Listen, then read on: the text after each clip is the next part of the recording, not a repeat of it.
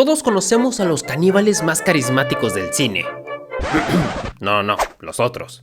Pero ¿qué pensarías si te dijera que detrás de esa carita de ángel machucada por un camión se esconde una retorcida verdad que solo pocas personas conocen? Y es que algo que es bastante obvio y evidente es que todas las muertes de la saga de Camino hacia el Terror han estado perfectamente planeadas por esta familia de caníbales. Y ustedes se preguntarán qué tiene de raro todo esto, pues ni modo que no coman. Pero justamente ese es el punto, porque una de las cosas más increíbles de esta saga es que Tres Dedos y sus hermanos libremente pudieran seguir asesinando turistas y practicar el canibalismo durante más de 30 años. Ok, pero si aquí hacemos una pausa y observamos bajo la lupa, siguiendo el rastro de la cronología de la saga, claramente nos daremos cuenta que entre la película 6 y la 1 existe un eslabón perdido, algo que les permitió a los caníbales seguir cazando gente sin ningún tipo de preocupación, a tal punto que esa zona de Virginia ya era bastante conocida porque desaparecían personas, además de la leyenda de unos monstruos de las montañas. I remember this place now.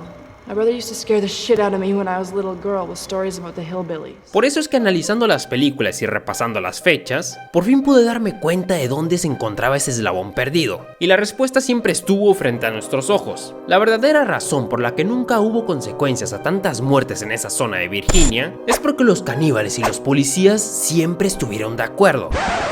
Ok, probablemente pienses que estoy loco, pero déjame mostrarte unas pruebas para que después saques tus propias conclusiones. Pero por si no recuerdas bien la saga, déjame te hago una breve introducción. Los hermanos Hilliker y los demás deformes eran una familia de norteños que crecieron en los bosques de Virginia del Oeste, donde siguieron reproduciéndose entre ellos y cazando cualquier animal que hubiera en el bosque, ya sea de 4 o de 2 patas. Y el viejo Maynard era el líder de los tres deformes, conformados por 3 dedos, dientes de sierra y el tuerto, los cuales estaban dotados con fuerza, la misma con la que provocaron más de 45 muertes. La primera aparición de Tres Dedos y sus hermanos es en Camino hacia el Terror 1 del año 2003, aunque cronológicamente primero los conocemos en 1974 en el sanatorio de Glennsville, durante Camino hacia el Terror 4. Los hermanos estaban recluidos en esa institución ya que eran bastante inestables y peligrosos. Para ese entonces y después de que ellos mismos provocaran el abandono de ese edificio, los tres caníbales lograron escapar,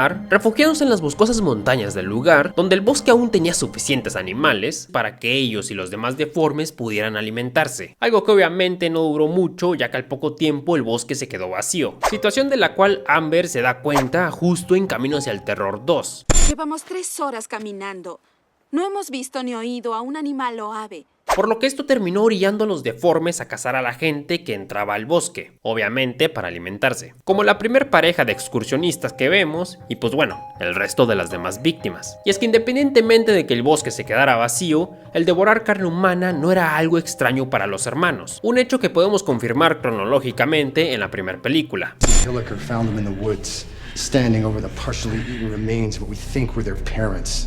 Por lo que después del contexto y regresando a la teoría, así que si seguimos de manera cronológica, en la primera película ningún policía resulta muerto, solamente un grupo de 8 amigos, claro, dejando de lado las víctimas del sanatorio y un par de guardias. Y en la segunda película cronológica, que es la 5, es donde vemos cuando los caníbales cobran la vida de un grupo de amigos, pero más importante, cobran la vida de 2 policías, además de destruir toda la comisaría. Por eso es que voy a explicar en 3 puntos muy importantes el por qué los caníbales y la policía estaban totalmente de acuerdo. ¿Por qué los policías lo permitieron? ¿Por qué habría un trato? ¿Y quién es el verdadero beneficiado de todo esto? Por eso la primera gran pregunta de esta teoría es el por qué nunca lograron capturarlos o el por qué ni siquiera lo intentaron si ya era bien sabido que un grupo de deformes caníbales asesinaron, torturaron y comieron gente del sanatorio de Glennsville. Y aunque no lo creas, la respuesta es bastante simple. Los caníbales nacieron y crecieron en las montañas, lo que les da un conocimiento excepcional de la zona, porque de hecho para adentrarse a los bosques de Virginia del Oeste definitivamente se tiene que hacer a pie, porque en toda la zona hay un espacio muy reducido para que puedan entrar vehículos, ya que es el único estado del país que se encuentra completamente dentro de la región de los Montes Apalaches, los cuales en el punto más alto llegan a tener más de 2000 metros de altura, o sea, más del doble de la altura del Burj Khalifa. Y esos mismos montes cubren por completo el estado de Virginia, convirtiendo el bosque en un lugar bastante inaccesible para cualquier tipo de búsqueda o rescate, que de hecho ya de entrada sería bastante riesgoso, ya que incluso el estado tiene más de 60.000 kilómetros cuadrados de superficie. Y solo para dimensionarlo bien, tienes que saber que todo el país de Suiza y El Salvador cabrían en Virginia, por lo que dejar a los caníbales a la merced de la naturaleza sin siquiera cazarlos, de principio sí parece una buena opción, porque no se arriesgarían policías para buscar una familia de cazadores caníbales, tomando mejor la elección de que podrían reforzar la seguridad del perímetro y las carreteras cercanas, lo que respondería perfectamente a la primera pregunta del por qué la policía ni siquiera intentó cazarlos. Pero a ver, una cosa es que los policías no puedan adentrarse al bosque, y una muy diferente es que estén totalmente de acuerdo. Y lógicamente también fue algo que yo me pregunté. Por eso ahora vamos a resolver la segunda pregunta, como por qué diablos habría un trato entre los caníbales y la policía. La primera razón por la que te aseguro que harían este trato es porque los policías saben perfectamente las capacidades de los caníbales, pues ya los han estudiado antes en Glennsville y saben que son bastante inteligentes y por alguna extraña razón pueden soportar bastante bien el dolor. They can't feel pain. They have an advanced form of congenital analgesia. Así que adentrarse a un bosque desconocido que pudiera estar lleno de trampas para animales, que de hecho sí lo estaba, sería una pésima idea por parte de la policía local. Por lo que tomando esto en cuenta y que cronológicamente en la segunda película, los caníbales hayan causado tanto daño a un pueblo cercano, a la comisaría local no le quedaría otra opción más que hacer un trato, el cual consistiría que los policías no los molesten entrando al bosque, y que ellos no atacarían a las comunidades cercanas ni tampoco a la gente de la carretera, ya que de hecho, como podemos ver en algunas escenas, los caníbales muy pocas veces rondan las calles pero nunca se meten a la carretera, bueno, a excepción de cuando tumbaron el camión de Chávez. Pero eso es otra cosa que voy a hablar un poquito más adelante. Pero justamente esto nos daría la respuesta a tantas preguntas de la saga, como por ejemplo, este trato sería la razón principal por la cual nunca cerraron las brechas, a pesar de saber que en esa zona históricamente ha habido muchas personas desaparecidas.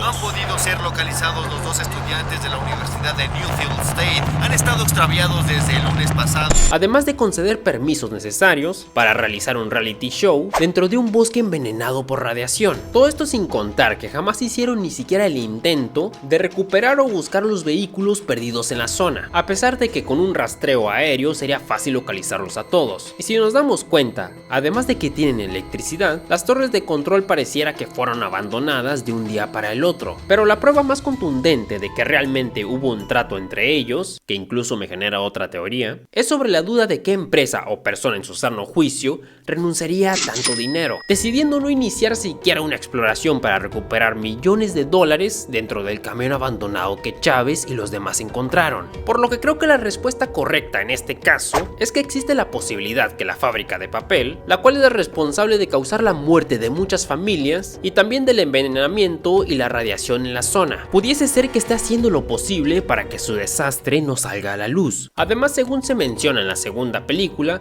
es parte de la gran responsabilidad del por qué tantas familias nacieron con tantas deformidades. La vieja fábrica cerró hace 30 años. Hay una familia que se quedó en este lugar. Pronto sus bebés comenzaron a salir tan feos como las truchas que traigo aquí. Tuvieron hijos que salieron peores, Por lo que podrían hacer a la fábrica responsable de todo esto, pagando todos los daños y las pérdidas como los millones de dólares que se quedaron en la camioneta. Además que también sería la respuesta del por qué los caníbales tenían electricidad y gas. Una corrupción que se puede comparar con lo que pasó recientemente en febrero de este año en Ohio, donde hubo un accidente químico después de que se descarrilara un tren. Pero a nivel nacional no se habló tanto al respecto, a lo que la Agencia de Protección del Medio Ambiente argumentó que no se habían detectado niveles altos de consecuencias peligrosas en el aire ni en el agua. Pero por otro lado se comenta que los habitantes han sufrido de dolor de cabeza, náuseas y otros malestares, además que cientos de peces murieron en arroyos cercanos, por lo que llego a la conclusión de que esta fábrica podría estar coludida junto con los policías, para así tratar de ocultar a los caníbales, lo que le daría la respuesta a la segunda pregunta, dejándonos solamente con la última incógnita por resolver. Pero a todo esto y contestando la tercera pregunta, ¿realmente quién es el mayor beneficiado de que los policías no hagan nada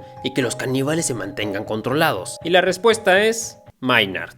Él es la pieza del rompecabezas que le da sentido a todo esto, el verdadero protagonista de la saga, el único capaz de hacer que los caníbales le hagan caso. Maynard es una persona inteligente y manipuladora, es el responsable de un doble homicidio que logró evadir a la justicia durante más de 30 años, alguien que tiene la capacidad de aprovechar la desesperación de los demás para poder manipularlos justo como pasó con Lita, que la convenció de sacarlo de la celda. Toma el arma y oblígala a que me suelte. Le diré a mis muchachos que te dejen vivir. Listo.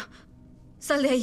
Por lo que, aprovechando que los deformes no saben hablar y él puede controlarlos, se le ocurrió una idea que le aseguraría su libertad. Él sería el más beneficiado con este trato, comprometiéndose a contener a los caníbales dentro del bosque, evitando que ataquen a las comunidades, a cambio de que lo dejen vivir junto con ellos para poder controlarlos y que no lo metan a la cárcel. Un trato que le serviría como plan de retiro en libertad, donde podría vivir tranquilamente en su gasolinera a las orillas de la carretera, siempre y cuando los caníbales siguieran con vida. Por esa razón es que intentó matar al coronel en la segunda película, para así evitar que se supiera la verdad sobre estos deformes y su plan no se fuera a la basura, algo que poco a poco se le fue saliendo de las manos, porque justo después del trato, que cronológicamente sería entre la película 6 y la 1, en los siguientes años durante la película 1, 2 y 3, hubo cerca de 5 policías asesinados y 7 sobrevivientes que lograron escapar, además que los caníbales comenzaron a llamar cada vez más la atención, adentrándose un poco más a las carreteras, justo como pasó con el camión de los convictos, por lo que de todos modos, si aún no acabaran con los caníbales,